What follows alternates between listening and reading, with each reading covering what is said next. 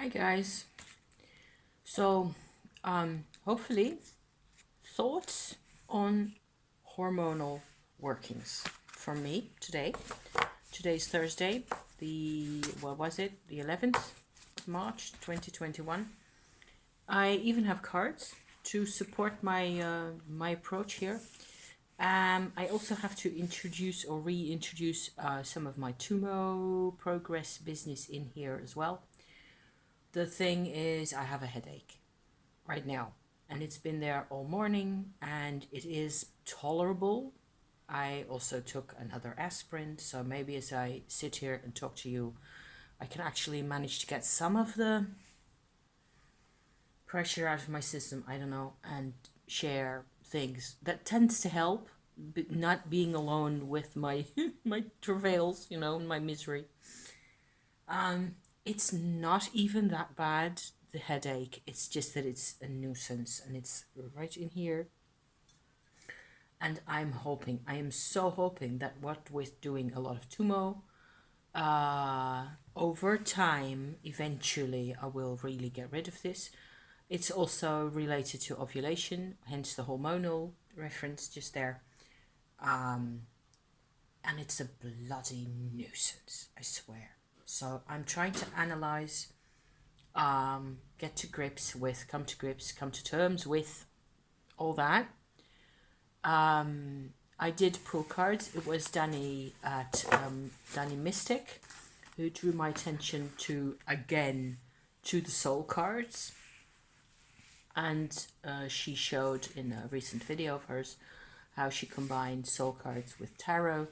And I was thinking of doing a tarot spread anyway for myself, where it would be about this whole, with the hormonal situation and whether there's anything in particular I can do about that. And so I drew cards for that.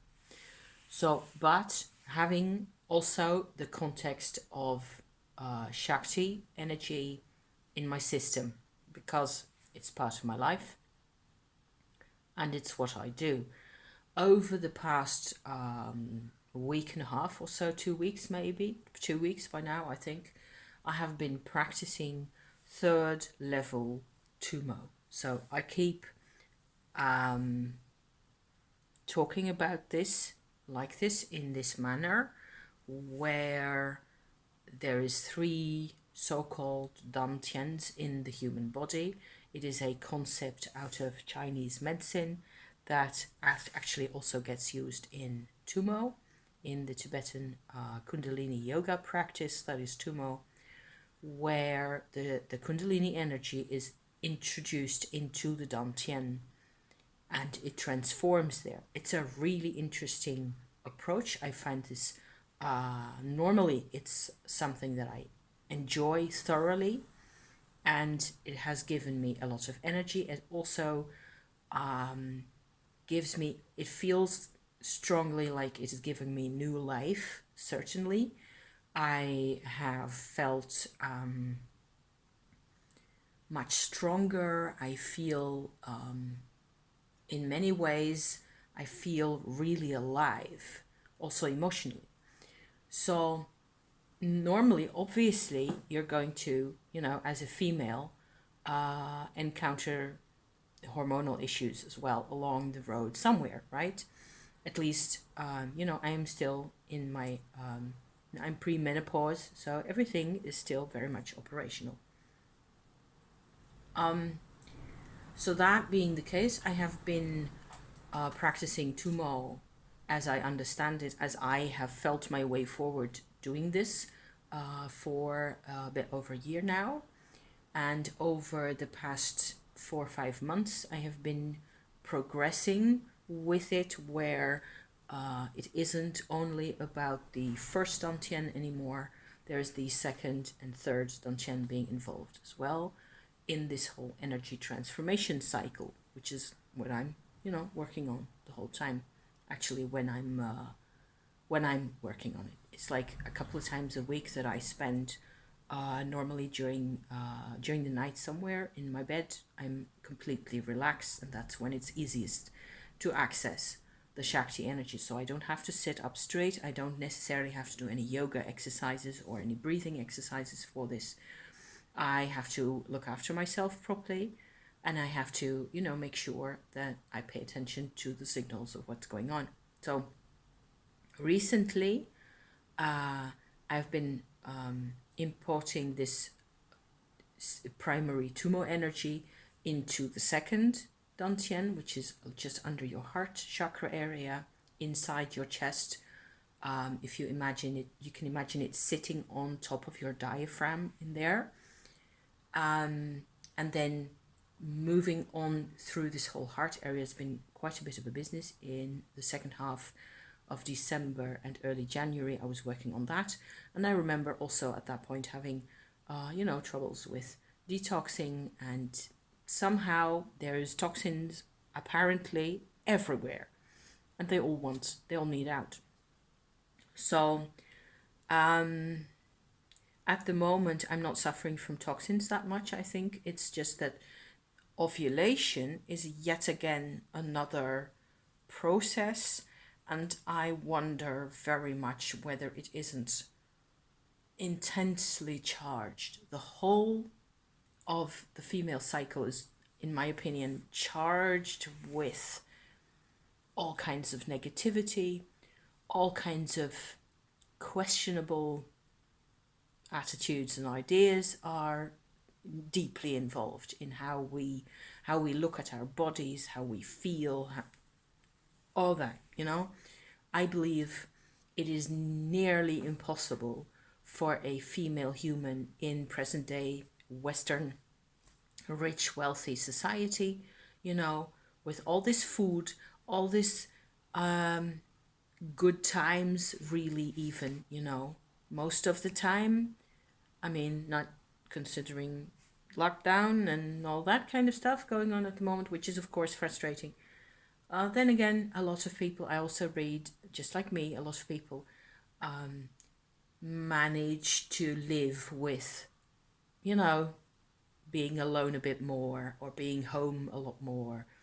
They have by now, I suppose, found ways to hold out at least a while longer. And it's not much fun. But then again, there are times also when it is more quiet, and that's actually good for you to have more time for yourself and stuff like that. So I've certainly also used this lockdown time and the time at home that was enforced more or less to deepen my Tummo practice and, think about things and journal and use cards and so on and so forth. You have to think of something, to do anyway. So, but the whole hormonal issue is, I'm struck each time how,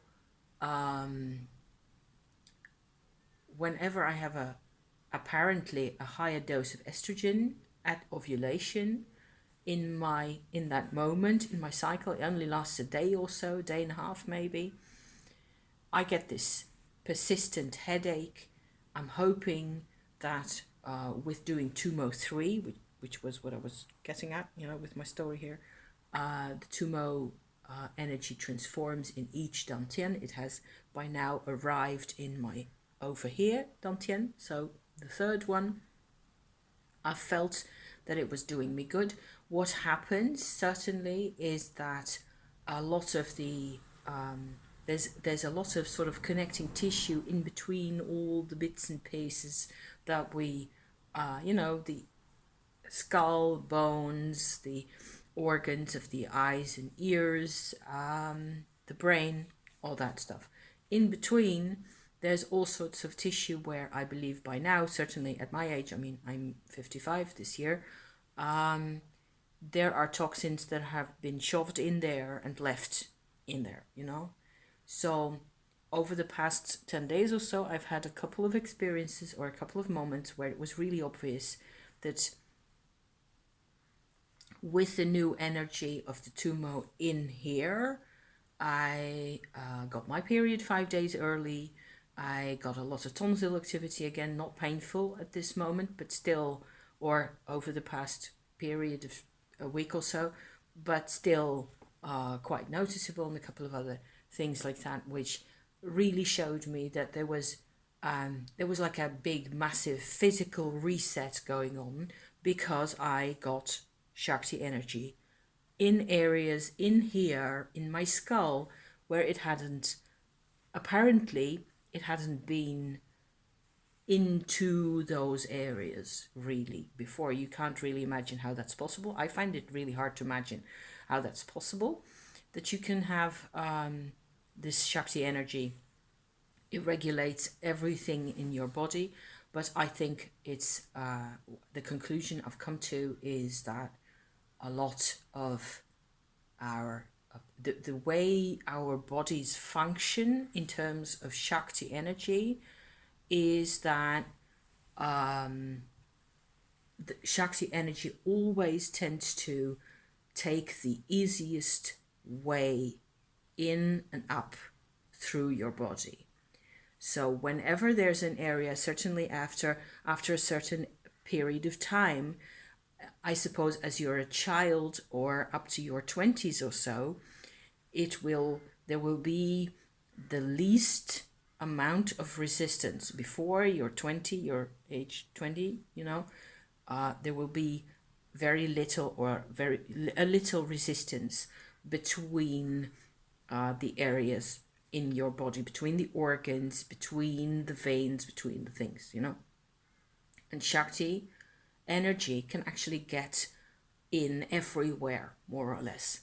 If you have illness before that, that means automatically I'm thinking that some form of resistance is starting to come into play there. So for me, my whole tonsil issue was created when I was 13 years old. I had a bad throat infection at that time that lasted for a few weeks. I had a fever as well for at least a few days, 4 or 5 days or so. And I was quite ill, considering that I never got stuff like that. That was a fairly lucky me, but it was a unique occurrence for me to have happened. And my tonsils, my throat has never been normal afterwards. It's been getting a lot better over the past year and a half, what with drinking a lot of hot water and looking after my tonsils in other ways, getting enough minerals and stuff like that is really important. And the Tummo actually has also contributed to clearing the tubes and getting it all much more metabolic activity going on in there. So that's noticeable. It is noticeable on many levels, and in my heart area and my thymus area, it's been quite a bit of a challenge getting the energy in there. I've made videos about that. If you're into that type of stuff, it's all in a separate playlist on my channel, of course. So by now, we've gotten to Tummo 3 actually in here, and I was, kind of hoping that I would be able to use this a week and a half or so after my period, that I would be able to have, a couple of good Tummo sessions, and instead I get this headache again. I get this thing again. So yeah. It's a nuisance, and it's also hereditary. I've inherited this from both my parents. Both my parents and their families before them were big headache people. They all had migraines for as long as I can go back in history. I'm quite sure, and it was just never really easy. A lot of the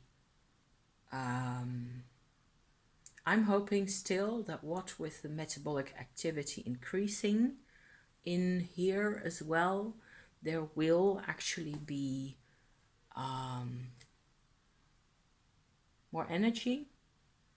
Blockages will fade, will disappear eventually. It's what I've seen happen in here. I have noticed, looking back over the past 2 months, so today is nearly halfway March, before Christmas, I was starting on Tummo, secondary Tummo level, and there were a couple of moments where it was really painful getting Shakti energy going through my heart chakra into me, all the way to my backbone, in here, in my thymus and so on and so forth.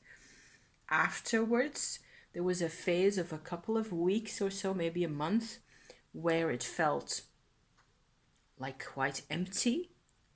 And at first, it was really sensitive. And I was like scared. The way I noticed that was that it was kind of scary to go outside of the house and even just go to the shop over here, the supermarket, was a bit of an ordeal, even because I didn't know what to expect, and it was so sensitive in here. So every form of stressed out people, around me would cause cramp like slight but noticeable and painful, like a cramp like sensation in here, out of sheer nakedness inside. So this is, I suppose, a useful type of evaluation, even though I find it a bit hard to get the words in order at this moment. I am assuming the same will happen in my skull eventually. I will just keep trucking along anyway, because it's what I have to do. So in here, for a while, that was quite, it was painful at first for less than a week, I think, in different areas in here. Then the pain subsided and it felt really clean and real nice. And I could notice being outside that the outside air, was doing me good, that I could breathe really well. I can still feel that. I can still feel that when I inhale, that the outside air especially is really good. It's like the whole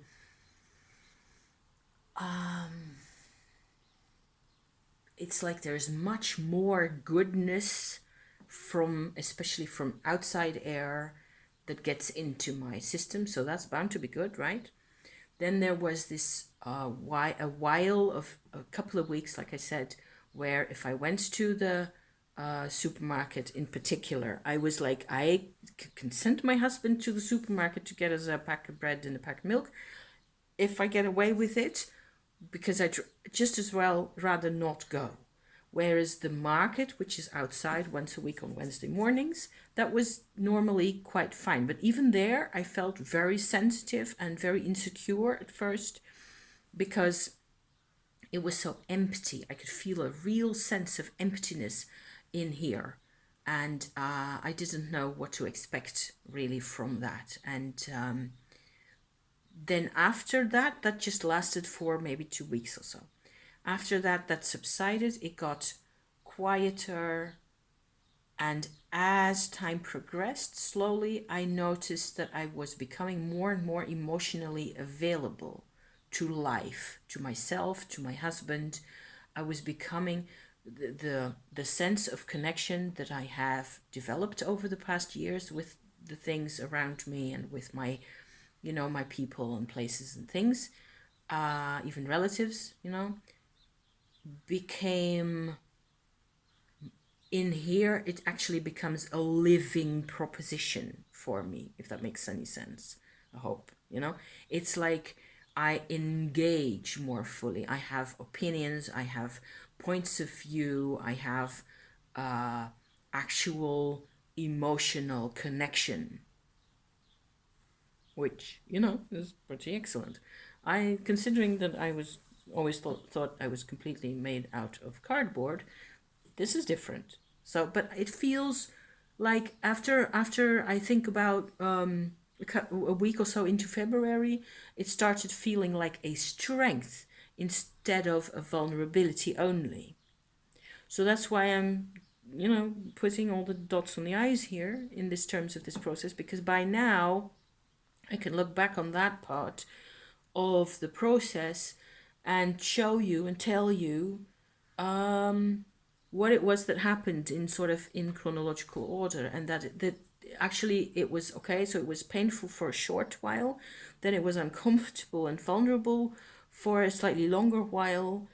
And there were a couple of moments where I felt really awkward and really upside downish. I kept pulling the Hanged Man card at that time. You know, it was funny. It was obvious what was going on. I was, feeling a bit insecure. I was feeling like there was all sorts of, maybe things were expected of me, or I was expecting things of myself that I didn't know how to provide emotionally in terms of personal being expressive and emotional expression, that kind of thing.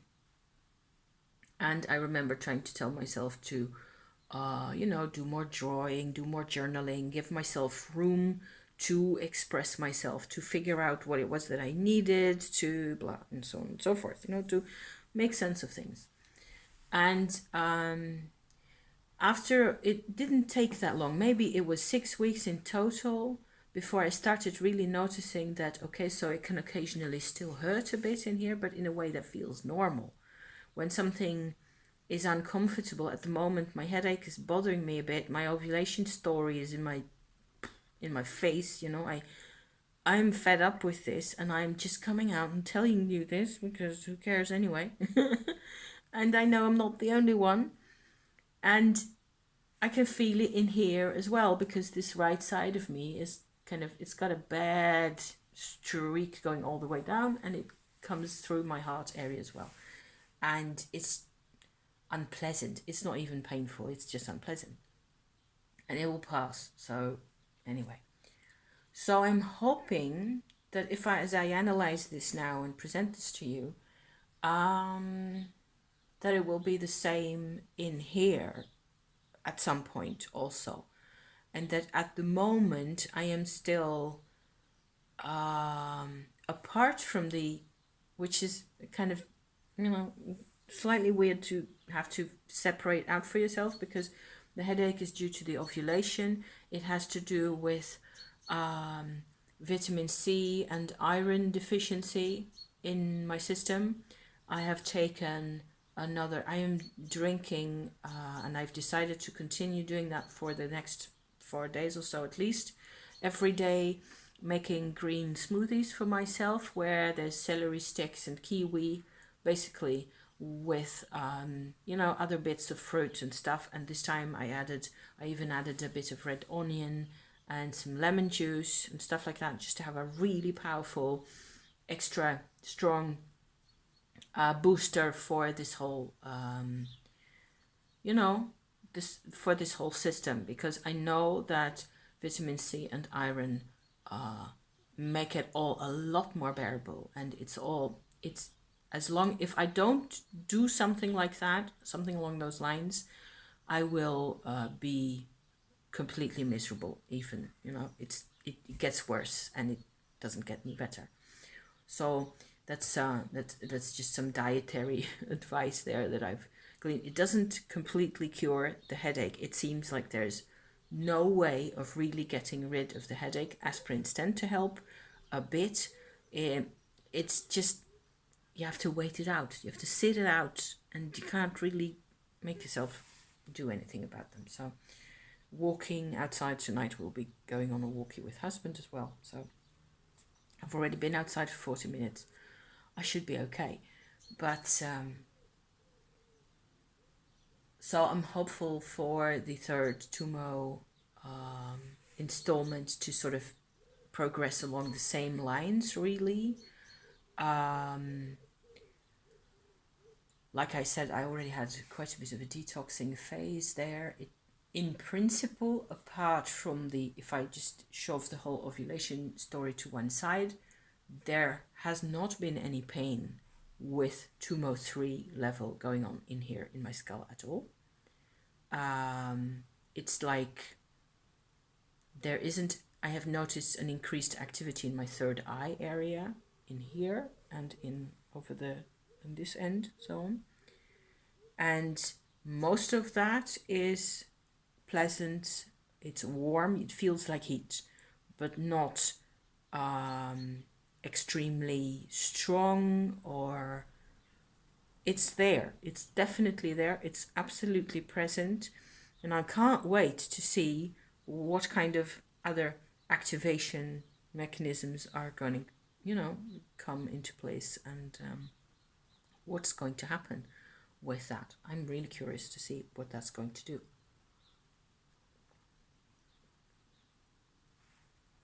So far, I haven't noticed any increase or improvement in eyesight, because I still need my glasses. If I take them off, it's still, although you might think that if I look outside now, this, considering how this feels, and it's always felt like this at this moment in the month, with occasional months where it was nearly absent,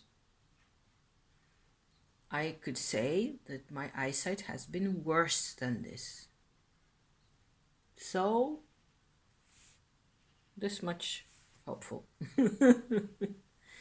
Okay, so the other thing I noticed about the ovulation, I want to put one little chapter in here about the ovulation itself, where I keep noticing, as I'm, when I was in the bath just now, I was thinking about this and trying to contact the ovaries and whoever's in there and what they're, trying to tell me. And as far as the headache goes, I wonder if it isn't one single thing that's going on that's historically been apparently in my genes, in my system, in our system of my ancestors as far back as you can imagine. This single thing, which is a shortage of adequate food. And I sit here and I'm a Westerner and I have absolutely nothing to complain about, but my parents did. And my mother was in a concentration camp of the Japanese in Indonesia, between the ages of 8 and 11. So and she had headaches like no tomorrow, it was endless. And she 3 days out of 4, she had headaches, always, as far as I can remember. So, but I'm noticing that there is this, it is like some kind of a fight going on between my body and this egg cell that the ovary has brought up for the right to live, for the food, for the available food. And as we oppose each other, this is where the headache comes from. If I look at it with compassion, if I see this, I could identify it very easily as pain in this little creature. If I see this creature as a sort of a representation of a whole historical, it's got a point. There's a reason why it feels this way.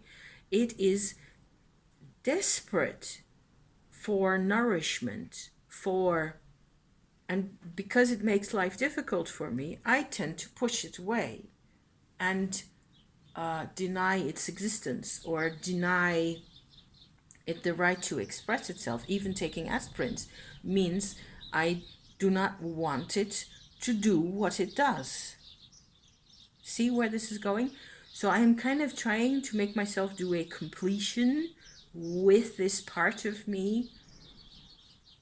And I was even feeling sorry for this little living creature inside me that is going to pass away in another day or so. Or at least, in terms of headache, that's what happened. The strong activity is now. I can feel it in the side of me, also poking at me.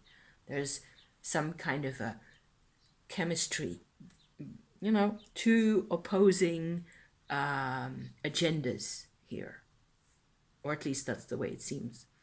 And the only thing I can really do is understand its agenda as a desperate search for how to live, how to establish itself, it depends on me completely.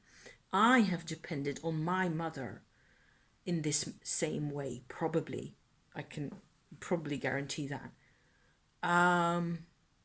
My mother depended on her mother, and so on and so forth, going back in time, right? So there's elements there that are really ancient, I think, of this fight for sustenance, this fight for a combat for life, really, for the chance to live and be an independent being, which is what all the goddess stuff is really about, as far as I'm concerned. A lot of it is a fight for food. So in my book, anyway, I want to show you my cards. These cards, these are tarot cards that really illustrate most of what I've said just now. Where I pulled, it was like a little spread that I did, where there's an energy of the moment, the obstacle, which has become an obstacle course of 3 cards, and a resolution or a sort of a remedy for the situation I'm in, the best approach that I can have, plus one more card that I call my love card, which I always kind of end up having at the end of my spreads, whichever type they are. And that card is like an extra bit of advice, or some kind of in this particular case, it's a card that I need to look at. So these are my cards. I am drawing them from the Mystic Masters Tarot. And this is the energy of the moment, the Devil. I pulled soul cards with these. So this is the soul card that goes with that. And then I have 3 obstacle cards. I'm not going to show you them all because otherwise I'm here all day. You're here all day. King of Wands, Queen of Pentacles, and Hermit. Again, I think it's the 5th time that I actually draw a Hermit card in 5 spreads, in as many spreads. Each time there's a Hermit in there somewhere. These are the corresponding soul cards to go with those. So this one in particular goes with the King of Wands, like that. This exemplifies the Shakti energy, as does the Devil card for me. The Tummo energy is really clearly visible in this card. And this is exactly what it feels like. And then I have 2 more soul cards to go with the Queen of Pence and with the Hermit, that one. So this is really a great card to represent the 3rd Dantian as well. So I'm quite happy with all that. My advice card, or my remedy card, is a Page of Cups, which looks like this. And this is what I call the Desert Prince soul card. It's one of my favorites. That I suppose all these have to do with learning as a child again, to reclaim an emotional life that I've never had. So that's a bit of a long stretch, but I'm doing what I can here. The love card was the Empress. So this is where I actually got my whole estrogen, ovulation, food fight dichotomy, struggle from this card. And this is the card, the soul card that I got with that. So where this looks like, even if you look at it in more detail, this reminds me always very much of the 8 of Pentacles. It looks like this person, might be, it doesn't have to be a woman. In this case, for me, it's a woman, is actually recreating this shape at the bottom here, as if it were a clay pot, or if she were kneading dough for bread or something like that. It's very much a working card, which combined with this Empress card here, for me, I interpret this set together as figuring this out, how I can recreate, rebirth myself in a way, or remake myself using my Tummo practice. What is it? What is the point of that? How am I going to move forward through through the Tummo practice, and be able to finally rebuild what I need to rebuild? Apparently, I don't know, something like that. In terms of sharing the food instead of fighting for it, I think that's something we could all benefit from. If we just figured out a way in this world to share. I'm not the first person to say that. Anyway, I loved the combo of the Soul Cards and the Mystic Masters. It's too gorgeous for words. I'm really struck at how there's such an ease of connection, not with all decks. The Mystic Masters Tarot to me is something that really goes, it's pre-industrial times, right? There weren't any paving lots and industrial areas and factories and all that type of stuff. It's much more immersed in nature, and so is this. So yeah, so great stuff. Thank you for listening to me ramble about this stuff. I think I'm kind of done. I'm going to finish my tea and look at what the mailman has brought. And I don't know, I'll probably just hang around a bit more. Because headache, I like I like being able to talk about things. There's lots more dimensions that I could to go into, but I'm just not up to it at the moment. And maybe next week. There's always next week, we always see what we get by then. So here's hoping. Okay, thank you for being here, and I really appreciate it. And all the best to you. Have a nice weekend, because I won't be back tomorrow. I'll be on the road with husband again. By then, all this will be in the distant past. So thank you for watching, and I will see you next week. Okay, ciao for now.